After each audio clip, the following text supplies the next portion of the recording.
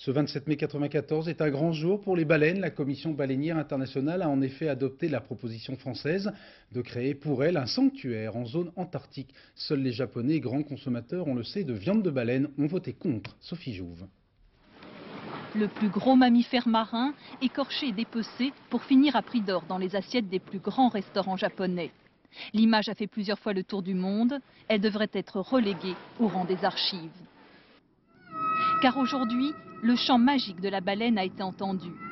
L'animal menacé de disparition aura enfin un sanctuaire où toute chasse sera interdite.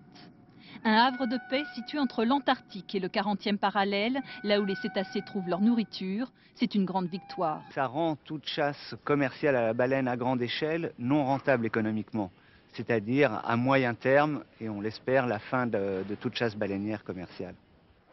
Une nouvelle exploitation, touristique et pacifique cette fois, va pouvoir se développer. L'idée française d'un sanctuaire a rallié la majorité des 31 membres de la commission baleinière. Seul le Japon a voté contre. Soutenu par les Norvégiens, il s'est battu jusqu'à la dernière minute pour que les petits rorquals restent accessibles aux canons harpons, en vain.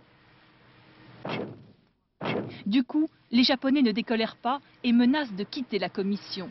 Ils savent qu'il leur sera désormais plus difficile de contourner la loi. Depuis des années, ils poursuivent le massacre sous couvert de pêche scientifique.